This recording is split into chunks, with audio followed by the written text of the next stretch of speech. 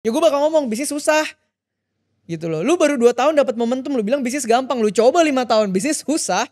Finance, lu mau bilang keuangan, investasi dong yang bikin kaya, bullshit. Founders Theory. Hai folks, hari ini kita kedatangan seseorang yang bisnisnya exhibition dan banyak lagi. Theo Derrick. Halo. Theo Derrick. Theo Tuhan. Aduh, langsung banget. Derrick artinya penguasa umat manusia. Mungkin dari situ gue tangkep bahwa Tuhanlah penguasa umat manusia. Artinya kalau Tuhan sudah mau melakukan sesuatu, apapun bisa terjadi. Waduh, amin. Mungkin begitu. Bener. Tapi ceritain di balik nama lu ada kisah apa, bro? Waduh, gila ini kisah yang gak pernah dikulik-kulik ya. Oke, jadi nama Theo Derrick ini sebenarnya jujur sampai sekarang gue gak tahu artinya ya. Ini dari cerita nyokap gue pada waktu itu. Jadi gue tuh lahir prematur, bro, basically. Prematur itu berapa bulan nih? 7 ya? Ada 7 ada 8. Lu? 7 bulan? 7 bulan. Jadi gue lahir prematur 7 bulan. Singkat cerita waktu itu gue lahir kalau gak salah. Jadi gini. Kalau orang dalam kehamilan itu kan sebenarnya pikiran harus fresh, ya. Mentality harus sehat gitu ya. Ya. Nah kebetulan nyokap bokap gue itu di force, kayak bokap gue tuh ya akhirnya pisah sama nyokap gue tuh ketika gue di kandungan tuh kayak 3-4 bulan. Oke. Jadi nyokap gue tuh lagi mengandung gue lagi dalam kondisi ya depres, stres, sendirian. Ya makanya unstable banget nih dulu kalau dengar ceritanya banyak pendarahan segala macem. Jadi kalau gak salah bahkan sebelum 7 bulan ya, di bulan ke-5 itu dokter udah sempat bilang ini mau diterusin gak? Soalnya pendarahannya menggumpal, takutnya jarinya, takutnya ada bagian-bagian tubuh yang keluar, takutnya lahirnya ya tidak utuh gitu. Dan juga pengorbanan nyokap lu ngandung itu ya. Betul, jadi udah stres tapi kan aduh ngatur mood juga setengah mati lah ya. Akhirnya ya udah 7 bulan mungkin udah gak kuat, akhirnya keluar itu. Gue lahir kalau gak salah katanya tuh sekitar 1,9 sampai 2 kilo. Terus gue mengalami apalah gue gak ngerti lagi deh. Pokoknya susut terus sampai hampir 1,4 kilo. Depresiasi? Iya depresiasi bukan aset. Sampai mungkin waktu itu nyokap gue belum melihat gue sebagai aset mungkin. Masih beban hidup waktu itu. 1,4 kilo bro? Turun sampai 1,4 kilo. Terus dokter bilang gue tuh gak pernah nanganin bayi 1,4 kilo. Selamat nih, belum pernah nih. Jadi tolong prepare aja, kalau ntar lewat masa kritisnya puji Tuhan, kalau enggak berarti ya mari ikhlaskan. Nyokap gue digituin, udah banjir kan, akhirnya omah gue semua gereja lamanya minta tolong pendeta datang semua doa-doain. Singkat cerita lewat masa kritisnya, akhirnya lewat jam berapa lah malam subuh gitu gue nangis, akhirnya terus dokternya juga wah gila ini bener-bener mukjizat nih anak lahir nih gitu. Nah disitulah nyokap gue bilang, pendeta itu bilang wah ini namanya harus Theo nih. Nah belakangnya sih dia ngomongnya Theo Derrick ya. Jadi waktu itu meaning yang disampaikan adalah ini anak yang diselamatin Tuhan nih, lo harus kasih Tuhan lagi anak ini gitu. Ceritanya gitu. Salut tante. Walaupun saya belum ketemu tante tapi saya salut. Karena sekarang anak tante jadi saluran buat nyelamatin lebih banyak orang. Aduh. Lewat bisnisnya ya kan. Iya, karena lu aja sekarang udah jadi tempat bernaung hidup buat berapa orang karyawan.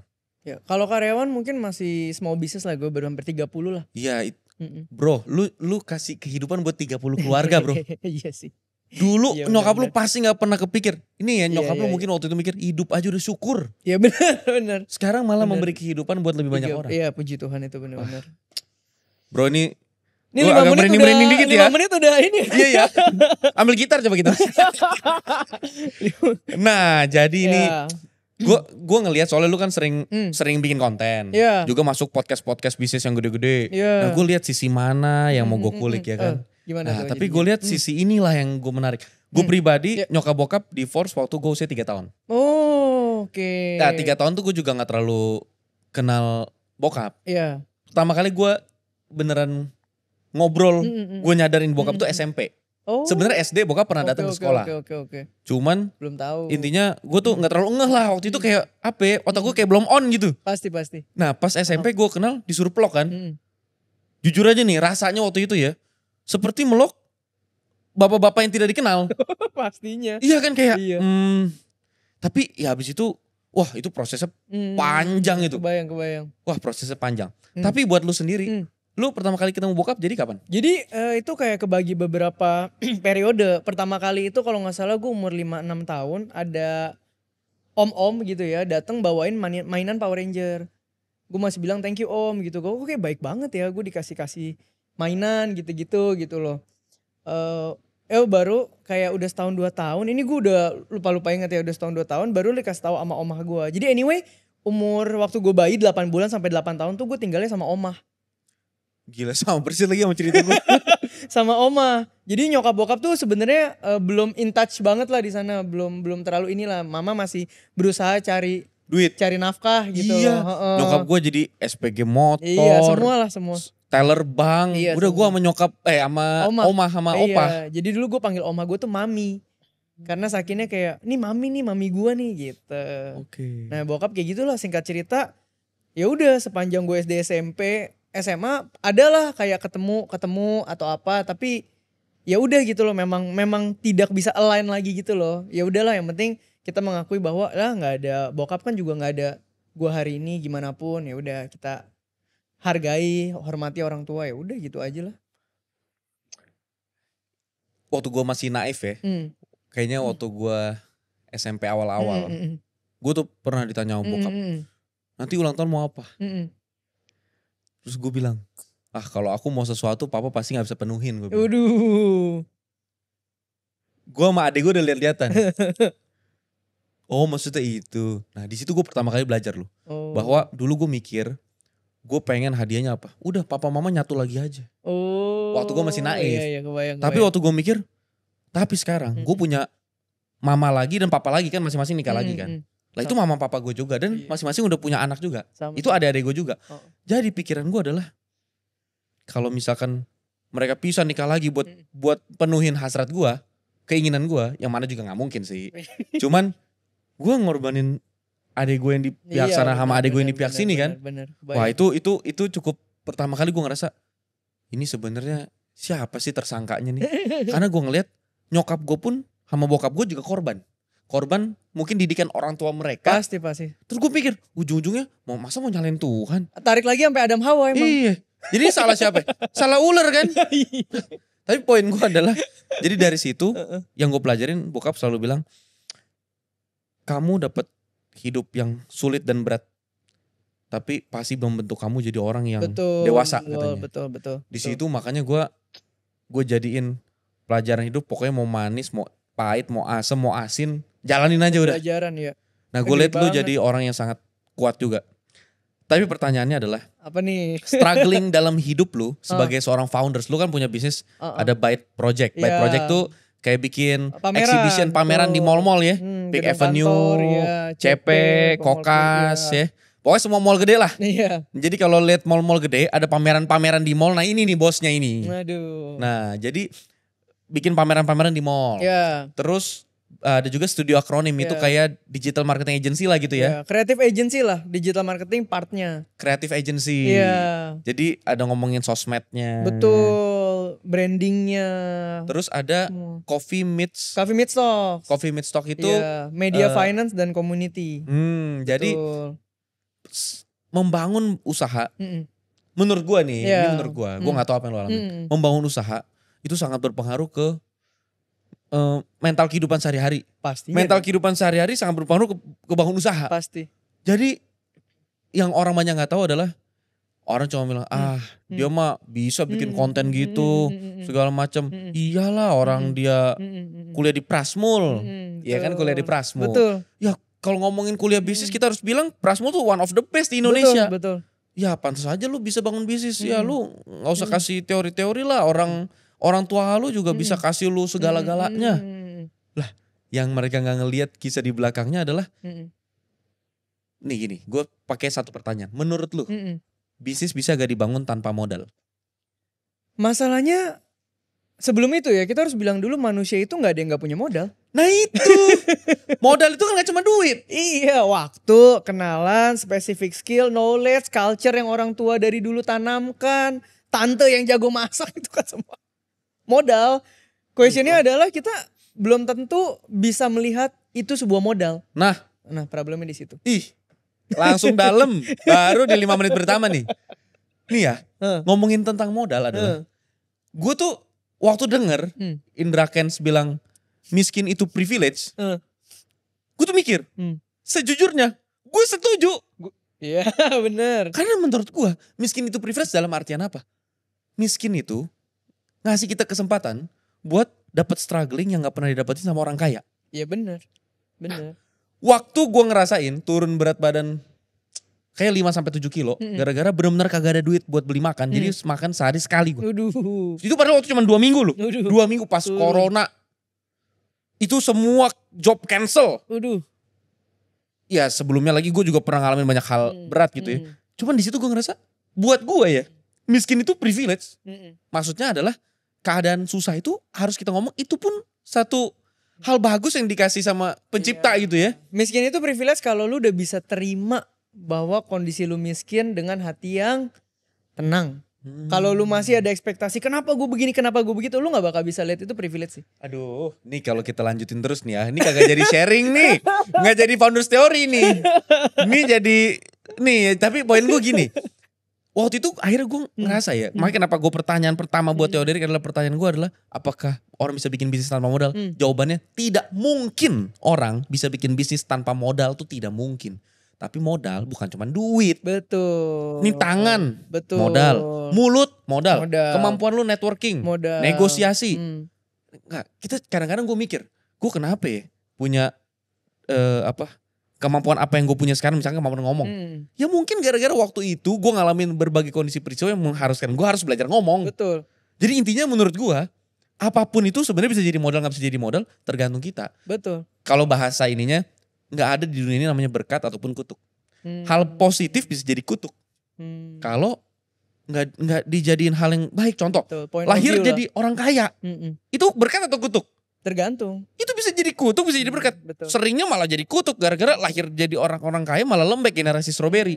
Tapi kebalikannya, hal buruk di depan mata kehidupan, misalnya orang tua divorce, itu berkat atau kutuknya tergantung. Tergantung, betul, depend. Ini Koko paling realistis kan? Iya kan? Iya. Nah sekarang karena lu paling realistis, gue tantang, gue challenge. Lu paling realistis nih. Anyway, paling realistis itu bukan sebuah kelebihan ya. Literally emang ngomong apa adanya aja. Ya, paham gue. Tapi pertanyaan gue adalah, apa? Menurut seorang Theoderik, gak usah pusingin teori apapun yang lain. Ini adalah teorinya Theoderik. Pertanyaan pertama, apa yang membuat Theoderik hari ini menjadi seorang Theoderik? Oke, ini gue jawab dari angle mana aja boleh ya? Boleh, bebas. Yang pertama mungkin gini sih, ini pola pikir gue ya, pola pikir gue gini. Ketika Tuhan menciptakan kita nih, siapa aja, semua orang gitu ya, kita akan dikasih kondisi hidup yang beda, kita akan dikasih talenta yang beda, kita akan dikasih story yang beda, ya, gitu loh. Dan akan dikasih waktu yang beda-beda juga sampai mencerna semua yang mentah itu jadi sebuah masakan yang matang.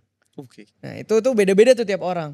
Nah, jadi ketika gue belajar menerima bahwa gue diciptakan dengan background seperti ini, tapi diberikan talenta seperti ini, di momen gue belajar terima ya ini hidup gue gitu loh. Gue mau enjoy aja step by stepnya, dailynya gue mau do the best aja.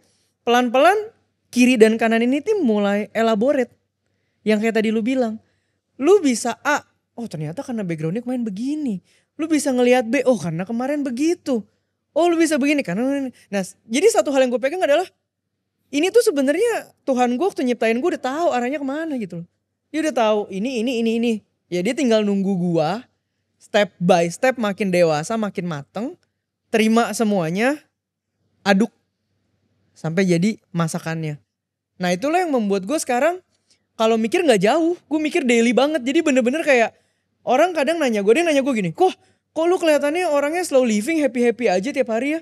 Sekarang kalau kita pikir pakai logika nih ya, gue abis ini aja ke kantor meeting udah satu agency, satu pameran nih. Pameran lagi ongoing, kemarin baru ngisi TEDx, hari ini podcast. Banyak nih personal brand gue lagi banyak kerjaan, pameran lagi banyak, klien kreatif agency lagi banyak. Mungkin gak gue slow living? Gak mungkin. Tapi kenapa kadang ada yang nanya gue, kok lu bisa kayak gitu? Kok bisa ketemu nih tengahnya? Ya karena gue belajar lihat udah daily aja. Hari ini Tuhan kasih gue bangun pagi sehat. Hari ini ada kerjaan apa nih kesini? Ya udah gue do the best. Abis ini meeting, do the best. Abis ini ada makan, enjoy makannya. Abis ini ada waktu pergi nonton, enjoy nontonnya. Abis itu malam pulang, bisa istirahat, mandi air anget. Air angetnya aja udah privilege buat gue. Enjoy, tidur. AC gue lagi bocor nih, tapi biasa AC gak bocor. Enjoy gitu. Jadi gue berusaha melihat bener-bener daily aja. Nah, kalau orang sudah mulai bisa fokusnya daily menurut gue, dan mereka bisa bener-bener rich di dalam hari itu, menurut gue hidup lo kayak apapun pasti arahnya pelan-pelan lo bisa bawa ke arah yang lebih baik. Karena kadang kita gak lihat apa yang ada di sekitar kita ketutup gitu loh. Karena kita lihatnya jauh, mikirnya jauh, maunya jauh gitu. Gue demen nih. Karena ini sebenarnya adalah pengkalimatan ulang dari kesusahan sehari cukuplah untuk sehari ya kan. Cuman bagi yang mengerti, bagi yang tidak mengerti, bagian itulah yang dimengerti begitu ya. Tapi emang by the way gue lulusan filsafat. Waduh. Filsafat teologi lagi. Gila. Nah jadi kalimat-kalimat kayak begini tuh kayak membangkitkan suasana gue kuliah. Gimana? Jadi Pak dosen, yang gue suka dari lu adalah yang membuat Theoderik menjadi seorang Theoderik adalah Theoderik menempatkan kesulitan sehari untuk sehari. Tapi karena menyadari setiap hari-hari manusia itu rapuh, maka bro berusaha menikmati, enjoy setiap hal, kecil gede apapun yang terjadi di hari ini.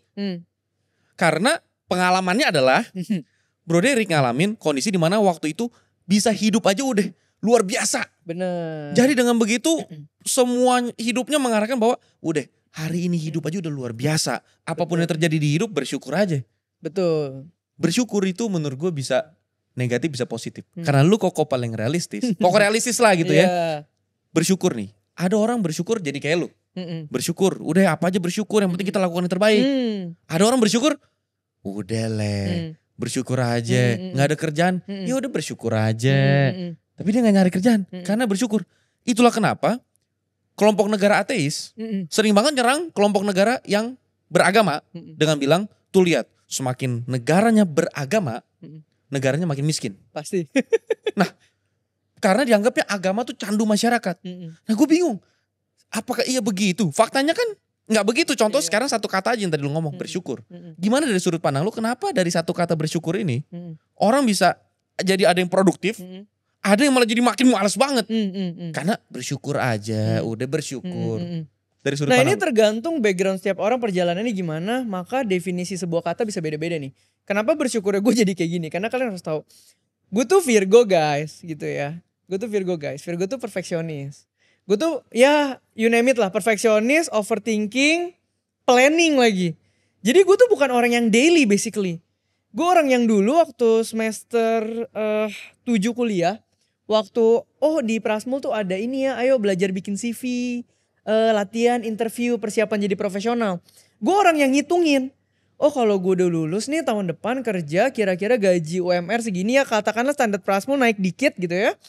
Kalau 8 tahun ke depan gue kerja itu berarti ada 96 kali gajian gitu ya. Ditambah pelan-pelan. Kalau lu 8 tahun lu kerja ada 96 kan gajian. Ya ada 96 kali gajian. Mungkin kalau kita tambah bonus akhir tahun, THR katakanlah kita buletin biar gampang 110 kali gajian deh. 110 kali gajian.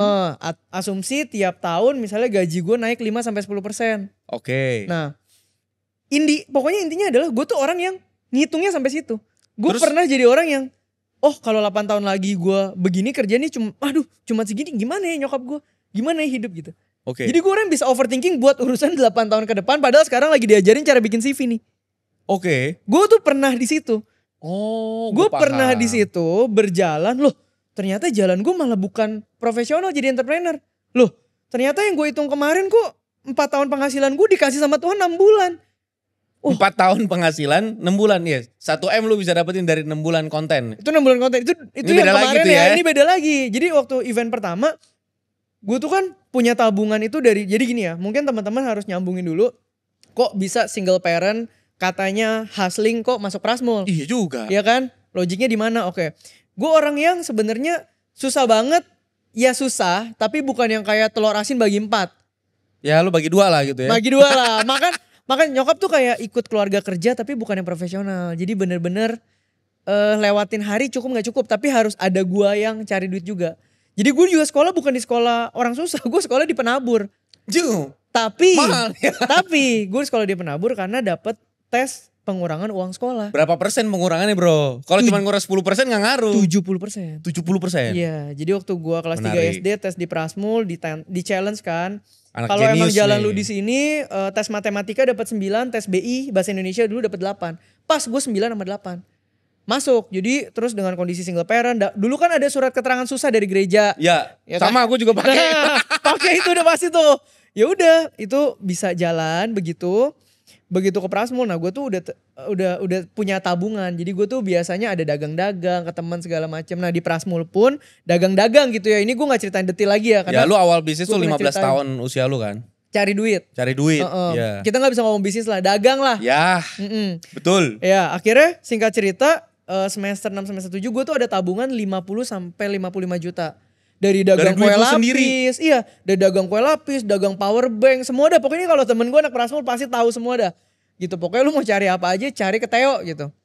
Nah, udah gitu 55 juta gue pikir ya udah gue ngutang deh. Kan gue partneran nih, partner gue bapaknya lumayan. Kita mau ngutang 50 juta buat DP Grand Indonesia waktu itu. Ya. DP terus gue pikir ya udahlah, namanya ngutang 50 juta amit-amit bangkrut, nggak jadi nih. Ya gue masih bisa bayar pakai tabungan gue terjelek deh. Setidaknya gue lulus gembel tapi jangan ngutang. Udah tuh kayak gitu gue mikirnya. Jalan. Gue event gue bulan Mei 2015. Nanti bisa di Google ya. Ada di Google tuh artikelnya. Kota Tua Market Grand Indonesia. Dari bulan Desember ke bulan Maret atau April itu ada keperluan keluarga yang bisa gak bantu 15 juta dulu. Bisa gak bantu. Pokoknya 2 bulan sebelum event duit gue tuh sisa 2,5 juta. Jadi itu ibaratnya kalau event lu gagal ngutang lu. Nah itu yang membuat gue ngerasa dari Theo yang ngitung 8 tahun income ke depan, dari Theo yang prepare 7 semester nabung, sekejap hilang tabungannya. Sekejap yang gue prepare selama 7 semester, gone. Tapi hati lu unik bro, itu kan lu pakai bukan buat diri lu tuh. Bukan, tapi kan tetap aja hilang, bukan mau gue loh. Oh iya. Iya, gak ada yang kayak Theo pinjam duitnya segini, oh silakan, gak ada. Oh gak gitu? Enggak lah. Yang bener aja nih gue nabung udah 7 semester lu pake. Lu yang bener aja, kita kan susah. Masa gue nabung lu abisin?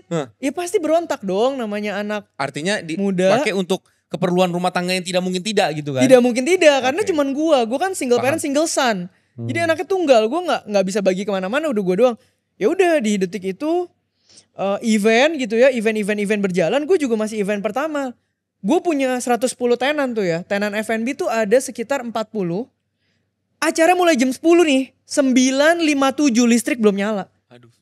Jadi gue bahkan gak mikirin penghasilan dari situ. Udah yang penting event jalan dulu. Selesai semua jalan kita hitung. Hah? Serius lu kita untung bersih 250 juta. Itu acara pertama lu? Acara pertama. Untung bersih 250 juta. Di situ gue langsung kayak ya kan ada taruh lagi buat modal, ada bagi gitu. Makanya gue bilang 100 juta pertama gue dari situ tuh. Karena kan bagi masih dapat 100. Dan itu sebenarnya proyek kuliahan nih? Bukan. Yang ini setelah proyek itu? Sambilan. Nah jadi udah mulai gue kayak di situ gue kayak ditampar. Itu nunggu dari mau prepare DP Grand Indonesia sampai event itu tuh kayak 7-8 bulan tertegang di dalam hidup gue. Karena gue ngutang. Karena gue orangnya safe banget. Gue nabung bukan ngutang tipikal kayak gue. Udah gitu duit gue dipakai. Makin gak tidur gue. Udah gitu mendekati acara wah banyak masalah. Nah ternyata setelahnya balik segitu gue kayak ditampar. Gue kayak ayo lu pusing-pusing 8 bulan kan. Tahu gak gue siapin segini buat lu? Gitu, gue kayak tamparan pertama gue itu kayak gue mikir khawatir. Siap-siap sampai kayak orang geblek dari kemarin, lewatnya begini doang ya kan. Tapi kan namanya hidup harus cari tengah. Iya. Iya gak? Nah dalam perjalanannya ya gue juga baru bisa ketemu tengahnya mungkin 2-3 tahun belakangan. Tetap tarik-tarikan gitu loh. Jadi kuncinya tadi kata bersyukur itu bisa berbahaya. Kata apapun, kata positif, apapun. Mau bersyukur mau menolong orang, peduli pada orang. Pokoknya kalau tidak dapat balance-nya, semua jadi kacau. Nolong orang coba aja. Kalau nggak dapat balance-nya, kacau. Jadi dapat balance-nya. Betul. Tapi ada satu hal yang sebenarnya kalau kagak ada Rode di sini nih ya, gue samperin udah gue cubit bro. Kenapa? Lu paling realistis, lu percaya Virgo-Virgoan bro. Itu kagak realistis buat gue. Enggak, itu biar bahasanya nyambung aja sama Gen Z gitu. bro. Tapi lu sebenarnya percaya gak Virgo-Virgoan begitu? Ya, sejujurnya nggak percaya ya sekedar ada ya baca aja. Lucunya gue nggak percaya. Jelas gue nggak percaya karena gue cuma satu kalau tentang astrologi gue nggak percaya karena gue nyari di website ini katanya gue Leo, gue nyari di website ini katanya gue Virgo, gue 22 Agustus. Nah gue bingung jadi kalau nentuin gue yang mana aja lu pada kagak bisa terus gue harus gimana gitu kan. Iya gue percaya sama Sio. Lebih white ya. Siomay ya. Tapi poinnya adalah dari sini gue dapat bahwa Theo Derek adalah orang yang nemuin balance-nya. Ya. Lewat proses panjang ya. Yes. Karena kalau ngomongin Theoderik itu orang paling realistis, karena dia ngalamin kehidupan yang tidak realistis. Betul. Kehidupan yang seharusnya lu gak ngalamin itu. Lu harusnya gak usah mikirin tentang itu. Harusnya orang di usia lu waktu itu bro. Fokus kuliah doang. Yang gak seharusnya di usia lu itu lu udah mikirin tentang pengeluaran-pengeluaran yang gak penting. Bukan gak penting, maksudnya penting banget tapi belum penting buat lu. Iya. Belum lu porsinya lah. Dieremin apa ya namanya, dipaksa dewasa. Dipaksa dewasa. Gue ngerasain hal yang sejenis, tapi gue tahu semua orang pengalaman hidupnya unik. Tapi pertanyaan gue adalah, lu sekarang belum punya anak? Belum. Gue punya anak 1, Oke. 2,5 tahun. Tapi apakah karena pengalaman hidup lu, lu jadi sangat berpikir untuk apa gak usah punya anak aja ya? Karena ternyata kehidupan itu sulit dan gak gampang. Oke, kalau gue mikirnya gini ya. Ini tapi balik lagi disclaimer. Ini Theoderik. Opininya Theoderik gitu ya gue. Gue mikir gini. Ini gue kemarin ngobrol sama bini gue. Menurut gue orang tua itu peranannya penting gak? Penting banget. Paling penting bro. Paling penting. Tapi masa depan anak kalau udah gue kenalin dan gue percayakan ke Tuhan, itu udah bukan porsi gue lagi. Kenapa? Simple. Orang tua penting banget. Penting ya. Tapi kalau kita pakai teori itu gak ada gue hari ini. Ini argumentatif nih ya. Poinnya gue dapet. Oke. Jadi maksud lu lebih penting. 10 orang melewati kondisi kita hal yang sama. Belum tentu 3 jadi kayak gini. Probabilitasnya very low. Nah maksud gue itu. Iya kan? Maksudnya orang tuh penting banget. Tapi teori itu memang gak mutlak. Betul. Ada persentase-persentase anomali kayak lu nih. Anomali. Tapi mayoritas bro. Pasti. Nah makanya tadi gue selipin keywordnya adalah ketika memang dikenalkan dengan satu pondasi hidup, gue percaya bisa different. Kalau nggak ada itu, gue nggak percaya.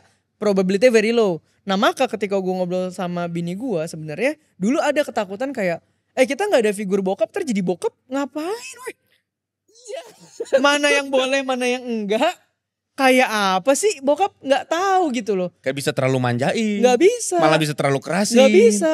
Bingung ya. Iya, that's why prinsip hidup gue adalah mau punya anak nanti ketika memang kita sama-sama udah pengen, ayo aja. Tapi yang pasti dari kecil kenalin ke pondasinya aja dulu. Udah itu doang yang bisa gue pegang. Karena mau hari ini kita perfect parents pun, nggak ada perfect parents ya, tapi mendekati idealism pun, lu wealthy, lu harmonis, lu apa. Ya, sorry tuh saya anak hamba Tuhan aja bisa banyak yang ke kiri ke kanan. Ya, gitu maksudnya kan. anak hamba Tuhan ini kan bahasa umum nih ya. Iya. Jadi anak hamba Tuhan itu seperti anak tokoh agama, maksudnya begitu. Maksudnya kan, itu di rumah pasti kan ajarannya lebih kental dong. Nggak menjamin. Tidak menjamin gitu loh. Yang penting hidup, maksudnya gue one day punya anak gue sempet hidupnya miring pun gue gak ada masalah. Yang penting pondasinya ada. Karena di saat dia punya pondasi, hidup miring dia pun pasti dipakai sama Tuhan buat bentuk dia. Tapi kalau dia miring-miring gak ada pondasi, gue takut.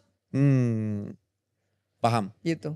Kenapa gue nanya ke arahnya ke anak pada lu belum punya anak? Karena menurut gue jalan memutar kadang-kadang lebih cepat daripada jalan lurus kadang-kadang. Walaupun ilmu matematikanya garis lurus adalah jarak terdekat antara 2 titik. Iya. Cuman jalan memutar kadang-kadang lebih dekat. Karena kalau gue nanya tentang bisnis, jawabannya nanti teoritis.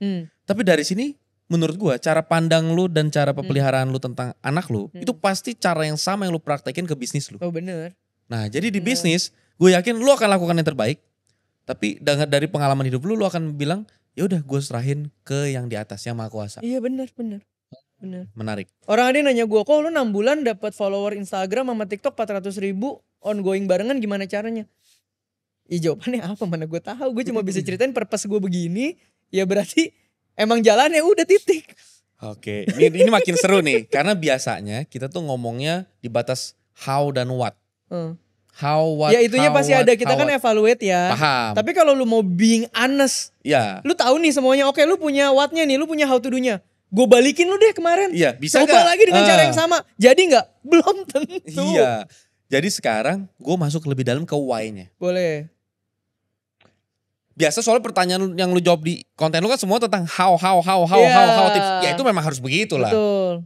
Lucunya, sebelum gue masuk ke situ, gue suka bete. Kalau orang bilang gini, mindset lagi. Mindset lagi gitu. Gue kayak, nih ya, gue belak-belakan aja.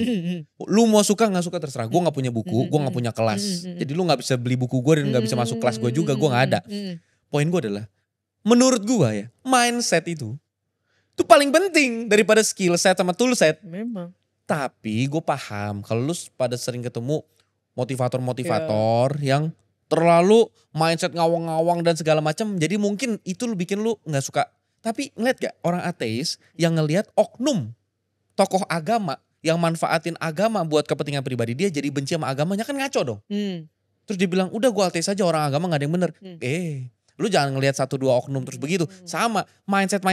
Mungkin lu pada dapet oknum-oknum orang mindset yang jualan mindset, ujung-ujungnya jualan buku lagi, jualan. Yang walaupun harus kita lihat itu kepentingannya, motifnya ya. Iya. Walaupun maksud gue jualan buku dan jualan kelas tuh masih mending daripada dia habis itu ngerampok ya kan. Habis sharing mindset, ya udah, ya saya habis keluar dari penjara daripada saya balik lagi ya, tolonglah gitu kan. Ya mendingan dijual buku ya kan. Tapi poin gue adalah mindset itu penting. Nah balik ke Theoderik tentang why-nya, pertanyaan gue adalah begini. Kalau ngomongin tentang sukses, gak ada orang paling sukses di dunia ini. Di dunia ini tidak ada orang paling sukses menurut gua. Sukses itu kan mencapai tujuannya. Lah tujuan orang kan beda-beda. Betul. Gimana cara lu membandingkan sesuatu yang berbeda? Gak bisa. Jadi gak ada orang paling sukses. Sama seperti gak ada orang paling rohani di dunia ini. Betul. Gak ada orang paling bahagia di dunia ini. Betul. Semua orang punya bahagianya masing-masing dan personalnya masing-masing. Tapi buat seorang Theoderik, apa sukses terbesar yang lu mimpikan di pikiran lu seenggaknya sampai detik ini? Sesuatu yang lu pikir ini paling tinggi, paling lu pengen capai, ini paling goal, paling mentok lu. At least detik ini, gue tahu itu kan bisa dinamis. Tapi detik ini apa? Gini sih, mungkin kita intro sedikit. Jadi kalau definisi gue nih agak mirip ya sama lu. Buat gue setiap orang diciptakan dengan background yang beda, talenta yang beda, otomatis tujuan dia diciptakan juga beda-beda gitu ya. Gue selalu bilang kayak pulpen tuh sukses kenapa? Apakah karena pulpen itu punya harga paling mahal? Enggak juga. Tapi ketika banyak orang bisa enaknya pakai ini. Oh ini lancar ya. Oh ini buat tanda tangan mantep banget nih. Ceritain lagi ke temennya, ceritain lagi ke temennya. Ntar jadi discipleship ya. Temennya semua. Ya orang-orang jadi oh iya pakai pen ini enak. Sukses gak lu bikin pen? Sukses, lu proud. Ih pen gue bisa bantu banyak orang, semua orang cerita gitu. Nah buat gue definisi sukses gue ya itu tuh. Dengan background begitu, dengan talenta begini, Tuhan jahit jalannya sampai hari ini. Ya itu menurut gue udah mulai, kalau lu tanya gue. Lu ngerasa lu udah mulai belum jalan di jalan yang Tuhan mau lu jalan di situ? Gue bisa bilang mungkin sudah mulai kelihatan sedikit-sedikit nih langkahnya gitu. Apa tuh arah langkahnya kemana? Nah ini diawali dengan kenapa gue mulai konten. Gue di industri bisnis, gue di industri finance. Gue dari 3 tahun yang lalu tuh teman-teman udah pada bilang lu konten deh. Lu tuh spontan banget orangnya, lu tuh cocok banget. Kalau kita mau ngomong momentum konten apalagi finance itu 2020 paling gila pak. Iya betul. Momentumnya sebetulnya. Tapi hati gue tuh gak srek. Akhirnya gak jalan sampai kemarin September gue cuman kayak kok abis saat teduh gue gerah banget ya. Anyway ini buat teman-teman yang gak tahu saat teduh tuh kayak kita lagi meditasi. Iya kayak berdoa. Betul, ambil waktu tenang sebentar lah gitu. Hati gue tuh kayak gelisah banget kayak kok ini terlalu banyak orang share konten yang terlihat benar untuk monetisasi. Oke. Sebenarnya itunya gak apa-apa. Tapi karena begitu banyak guru-guru palsu lah gitu ya. Begitu banyak masif orang yang adapt itu. Jadi ngaco. Dan mereka praktekin, impactnya real ke hidup mereka jadi berantakan, itu gue cukup gerah tuh. Jadi gue bilang, gue doa Tuhan, gue coba deh share realistis apa adanya, gue gak ada target apapun. Pokoknya gue mau ngomongin yang gue dididik sama lu aja nih dari kemarin. Lu taruh gue di industri apa sih? Finance bisnis. Ya gue bakal ngomong bisnis susah. Gitu loh. Lu baru 2 tahun dapat momentum, lu bilang bisnis gampang. Lu coba 5 tahun bisnis susah. Finance, lu mau bilang keuangan. Investasi dong yang bikin kaya. Bullshit, lu kalau earning powers lu gak gede, modal lu gak gede, lu mau kaya dari investasi, bullshit. Nah itu angle gue gitu loh. Gue mau ngomong bahwa ya ayo kita terima realitanya pelan-pelan growing. Nah singkat cerita mulai konten pertama sama kedua itu kalau gak salah 400.000 views sama 600.000 views. Di situ gue pulang, gue duduk, gue bilang anjir nih Tuhan gak bercanda sama gue. Nih gue gak boleh mundur lagi nih. Ibaratnya gue bilang, gue doain dikasih terus gue gak mungkin mundur kan. Akhirnya gue bilang, yaudah Tuhan kalau lo emang mau gue di sini, pakai gue segila-gilanya, viralin segila-gilanya, bawa gue segede-gedenya, tapi jadiin gue orang Kristen yang entrepreneur, orang Kristen yang influencer, orang Kristen yang di setiap apa yang gue share, ada apa yang lo titipin lewat gue gitu. Dah doa gue itu. Paham. Nah kalau lu nanya gue, sukses terbesar ya buat gue setahun ini, growth gue itu bener-bener Tuhan yang kasih. Oke. Gitu loh. Jadi sukses lu adalah kalau lu jadi orang yang bermakna buat pencipta lu, juga buat sesama lu. Betul. Itu sukses seorang Theo Derek. Iya, itu gue happy banget. Yes. Menarik. Sekarang gue makin spesifikin lagi. Bermakna tuh bisa sangat banyak hal. Betul. Sebagai pebisnis lu bisa bermakna. Iya. Sebagai konten kreator walaupun misalnya gak dapet duitnya, lu bisa bermakna. Kalau lu disuruh pilih salah satu. Gue tahu ini pertanyaan tujuannya buat nentuin prioritas doang. Lu bakal milih jadi seorang konten kreator tanpa bisnis atau seorang pebisnis yang tidak menjadi konten kreator? Makna mana yang lu ambil? Kalau pilihannya dua itu toh? Yes. Oke. Itu dulu. Oke. Jadi gini ya, mungkin yang tadi kita ngomong itu kan sebenarnya irisan ya. Tadi lu ngomong tuh irisan. Irisan esensial hidup gue tadi gue dapet tuh. Kebetulan Tuhan ngasihnya adalah esensial gue. Gedenya bisa bareng. Impactnya bisa lebih gede. Rezeki ke gue bisa lebih gede. Impact ke bisnis bisa lebih gede. Kebetulan mungkin itu gue boleh sebut ikigainya gue tuh. Oke. Udah mulai ada. Oke ya. Tapi ini kita rontokin dulu ikigainya. Kita ambil cuman lingkaran kecil ya. Oke. Kalau lingkaran kecil lu tanya gue mending jadi bisnis atau kreator. Kalau dua-duanya bisa kasih gue income yang sama, mungkin sekarang gue pilih jadi kreator. Kenapa? Karena gue bisa langsung influence orang lebih banyak. Bisnis iya gue akan jadi kesaksian di karyawan gue yang 30. Tapi ini satu hal yang unik. Gue tuh ada satu channel di Instagram namanya channel teman Koteo. Itu isinya ada 15.000 orang. Di situ kerjaan gue ngapain? Kalau lagi ada ayat-ayat yang gue saat teduh dan gue kena banget. Gue share di sana berikut screenshot ayatnya semua. Gue selalu bilang ini gue gak maksud agamis, ayo kita belajar bareng. Selesai khotbah ada yang bagus, gue share. Gue selalu bilang gak maksud agamis, ayo kita belajar bareng. Yang repost banyak yang gak seagama sama gue. Nah unik ini. Buat gue itu sebuah Kristenisasi bukan itu namanya? Bukan. Itu namanya lu bisa mengeneralkan nilai value. Tapi bahkan bisa diterima orang agama lain tanpa dia harus convert ke agama manapun. Itu. Lu nemuin universal truth. Betul, karena tuh ya sorry tuh saya kalau di dalam Christian gitu ya, lo kan dibilang discipleship dong, kristenisasi. Kalau buat gue agak beda nih. Kalau buat gue adalah ya ini Tuhan gue begini, hidup gue begini, apa yang gue percaya begini, apa yang menurut gue baik begini, gue lempar. Nanti siapa yang percaya atau enggak bukan kuasa gue, itu menurut gue udah. Iya kan, ajarkanlah segala sesuatu yang ku ajarkan kepadamu. Bukan buatlah orang lain semua beragama seperti kamu, kan bukan begitu konsepnya kan. Iya itu yang gue pegang. Iya, seru nih kita kenapa jadi Daniel tata tangga kamu nih kita begini nih. Aduh. Tapi tenang teman-teman, apa yang gue jalanin sekarang juga monetisasinya kenceng. Ya iya, kalau enggak diundang di sini bro. Iya. Oke. Tapi poin yang gue tangkap adalah kenapa gue tadi suruh minta pilih. Ini kan baru satu yang gue minta pilih itu baru satu. Poinnya adalah dari situ menurut lu dampak itu juga lebih pengaruh ke jumlah pendengar lu. Iya. Jadi dampak yang lu maksud adalah jumlah pendengar lu. Sekarang gue makin spesifikin lagi. Sekarang di kamera lu yang di situ, gue yakin ini ada puluhan, ratusan ribu, mungkin jutaan orang yang nonton.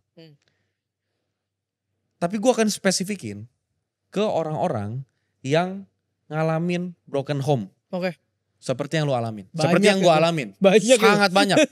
Dan biasanya kendala itu bikin orang broken home biasanya larinya ke bisa jadi narkotik, depresi, dan segala macam. Lu adalah penyintas. Gue tahu nanti bisa ada survivorship bias. Dalam artian kalau gue bisa, lu juga bisa. Belum tentu. Hidup orang beda-beda. Tapi karena lu orang yang realistis, makanya gue kasih pertanyaan ini ke lu. Gue kasih briefing jelas di awal supaya penonton tuh nangkep. Bahwa ini bukan berarti gue mau tentang survivorship bias itu enggak. Tapi poin gue adalah dari sudut pandang Theo Derek. Bicaralah bukan hanya untuk mereka. Tapi bicaralah pada Theo Derek yang waktu itu umur 15 tahun lagi dagang-dagang untuk bertahan hidup. Lu bakal ngomong apa ke Theo Derek masa itu yang belum nemuin lu hari ini. Yang masih bingung nyari jati diri. Mungkin ngerasa Tuhan tuh gak ada, pencipta tuh gak ada, agama tuh gak penting. Apa itu bisnis-bisnis? Udahlah, yang penting hidup tuh happy-happy. Apa mungkin gue gak tahu apa yang lu struggling. Tapi waktu itu gue ngalamin banyak banget struggling. Dan gak ada yang ngasih tau gue bahwa lu bisa nemuin jalan. Lu sama seperti orang yang gak ada broken home dan segala macam. Silakan.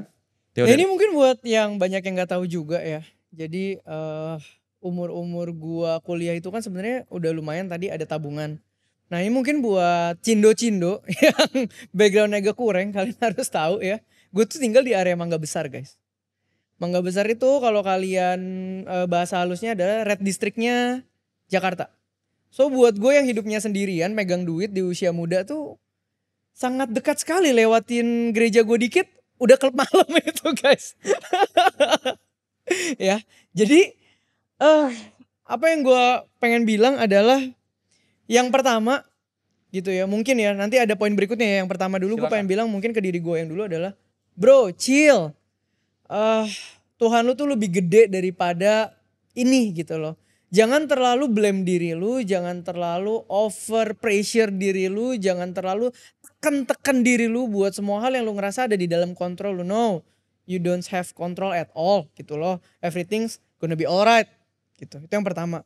Yang mungkin yang kedua gue akan bilang adalah cari circle dan komunitas yang benar. Karena detik itu kalau gue lagi gak di dalam circle atau komunitas gereja, gue gak tahu gue udah di mana gitu loh. Kenapa? Karena setiap orang yang kita temuin paling sering itu yang ada di dalam sini. Kata-kata mereka, pendapat mereka, cara mereka berpikir itu yang ada di dalam sini gitu loh. Jadi pesan gue cuma 2. Satu, lu chill, lu harus sadar Tuhan lu lebih gede gitu ya. Lebih relax lewatin hidup karena lu masih muda. Yang kedua, kelilingin diri lu sama orang yang tepat. Yang punya nilai yang baik. Udah, dengan sendirinya lu akan berbuah menurut gue. Lu akan bertumbuh gitu. Menarik. Satu kalimatnya berarti jangan paksain diri lu untuk nguatin segala sesuatu yang sebenarnya lu butuh sesuatu yang nguatin lu. Iya. Dan yang kedua, komunitas tuh sangat amat penting buat seorang Theoderik. Betul. Tapi kalau ngomongin nilai yang baik di komunitas, apa 3 karakteristik nilai komunitas yang baik yang lu lihat sebagai seorang Theoderik? Apakah harus agama? Yang pertama, ini mungkin buat tiap tier umur beda. Tapi kalau buat 15 tahun, menurut gua punya tier yang fanatik agama sedikit pun menurut gua akan bagus. Karena di saat lu gak tahu mana yang benar, yang menurut mereka salah, mereka akan langsung judge. Setidaknya itu jadi barrier buat lu. Contoh, gua intinya punya garis moral yang kuat gitu ya. Oke. Contoh, gue 18 tahun, misalnya gue punya temen waktu itu open minded banget. Gue bilang, bro, gue lagi di nganggur, gue sendirian, gue bisa ke situ tuh banyak cewek di situ. Bro, pergi aja lagi santai. Hidup cuma kayak gini. Gue udah di sana. Oke. Jadi bukan tentang agamanya, tapi lebih ke cari komunitas yang punya garis batas moral. Bukan berarti ketika lu kesana lu salah ya. Bukan berarti ketika gue tidak kesana gue lebih suci, enggak. Tapi gue lagi bangun hidup gue. Ya ini kan seorang Theoderik. Iya, itu gue lagi bangun hidup gue. Kalau gue punya tempat pengeluaran yang gak jelas dan arahnya bahaya, ya mungkin. Iya. Oke. Kedua, karakteristik kedua. Tadi yang pertama, satu, batasan moral kuat. Yang kedua, menurut gue lu harus cari teman-teman yang bisa banyak bercanda. Oke. Ya karena tadi jangan over pressure diri lu, serius itu helps a lot. banget. Jadi gue tuh ada temen yang kerjanya ngelawak mulu. Dan buat gue ketika gue lagi sedih banget, gue cuma bilang, bro makan yuk pecel. Makan, udah ketawa aja gue. Dan itu membuat gue bisa ngelewatin hari dengan baik gitu. Menarik. Yang ketiga, carilah teman-teman lo yang memang, nah ini kita ngomongin realistis ya. Yang memang lo lihat prospek, potensial, or their family have a good background, nice value. Kelilingin lah, sering-sering lah main sama good mereka. Good background maksudnya kaya raya? Enggak dong. Wealthy bisa one of them. Values bisa one of them. Principle bisa one of them. Kenapa? Karena banyak momen gue makan di rumah temen gue. Makan siang, makan sore ada mama papanya ngobrol. Lu ngeliatin mereka. Gue tuh belajar banyak. Gila ya, mirip. Gitu loh. Jadi gue belajar parenting bro. Iya. Itu dari parentsnya. Nah itu teman-teman gue. Gue ngerasa kayak, oh begini kalau seorang bokap ngomong. Gue belajar cuma dari 2 hal. Itu sama nonton TV. Nonton film, itulah cara gue parenting anak gue sekarang. Iya. Oh, cara gue parenting udah kayak ya begitulah. Iron Man, I love you 3000. Jadi menarik. Karena ini founders theory, biasanya gue selalu nanyain pertanyaan pamungkas. Menurut seorang Theoderik, what makes a founder? Oke, what makes a founder? Founder dulu definisinya apa nih? Founder definisinya adalah orang yang bisa menemukan peluang dan mengeksekusi peluang itu dalam bentuk usaha yang jadi saluran rezeki buat banyak orang. Oke. Kalau definisi foundersnya itu berarti menurut gue yang harus ada itu purpose. Oke, belum pernah ada yang jawab begini nih. Menurut gue purpose. Karena kenapa? Sorry to say ya. Kita kalau ngomongin founders berarti turunannya bisnis nih misalnya. Yes. Kalau bisnis di tengah jalan lu gak punya purpose, lu goyang gampang banget bro. Lu bisa bilang di first 3 years bisnis lu bagus. And then everything going into your plan gitu ya. According your plan gitu. Terus semua orang bilang, oh lu nice banget gini nih. Yes. Tapi nanti tahun keempat gimana ketika itu turun? Terus tahun kelima ketika itu udah gak kasih lu sebanyak dulu, gak bisa hidupin lu dan arahnya gini gimana? Gimana kalau investor gede yang bilang, gue injek lu tapi belok kanan?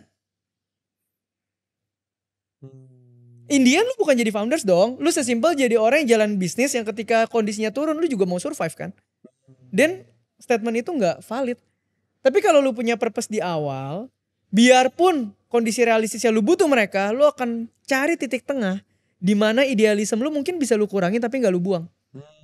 Jadi buat seorang Theo-Derek, founders adalah orang yang punya purpose. Founders adalah orang yang punya purpose. Karena tanpa tujuan, walaupun lu bisa bikin bisnis dan segala macam, lu bukan seorang founders. Bukan. Ya lu cuman pembisnis biasa. Pelaku bisnis. Founders itu harus orang yang punya purpose. Sampai ketika lu lagi jalanin itu dan lu goyang dan pasti goyang. Satu-satunya yang bikin lu stay di situ adalah purpose lu di awal. Betul. Dan purpose seorang Theo-Derek adalah bermakna buat penciptanya dan sesamanya. Setiap orang punya purpose yang berbeda-beda. Disclaimer, konten ini tidak mengarahkan setiap orang ke agama yang manapun. Betul. Tapi kita mengarahkan orang untuk beragama pada faktanya gitu ya. Gue agak anti ateis karena poin gue maksudnya adalah gini. Seenggaknya gue sering ketemu bahkan orang ateis sekalipun mau anaknya beragama. Iya. Kenapa? Karena tadi bukan tentang agamanya Fondasi apa dan benar atau salah. Tapi batasan moral di dunia ketimuran kayak kita itu sangat ngebantu anak-anak muda buat nemuin jati dirinya lebih gampang. Gara-gara kita terlalu post-truth kan open minded banget. Yang kayak gitu jadi semua boleh, semua relatif, semua tergantung. Nah gara-gara itulah. Jadi sekarang anak-anak muda bingung. Jadi gue harus ngapain? Semuanya benar, semua boleh, semua tergantung. Jadi menurut gue apapun agama kalian tekunilah itu. Karena bukan tentang agamanya benar dan salah. Gue sangat suka, gue tutup pertemuan kita nih dengan quotes-nya Sujiwo Tejo. Itu salah satu tokoh yang menurut gue mantep. Kalau gue boleh gitu satu hari mau undang Om Sujiwo Tejo di sini. Karena waktu itu Pak Sujiwo Tejo bilang, buat beliau toleransi itu bukan, karena gini, sekarang kan orang ngomongin toleransi nih.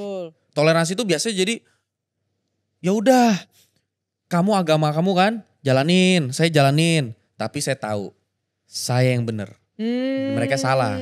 Saya benar, tapi nggak apa-apa, saya hargain. Kamu punya kepercayaan silakan, kamu punya kepercayaan silakan. Tapi saya punya kepercayaan, saya yakin dan saya tahu saya yang benar, kamu semua salah. Saya surga, kamu neraka.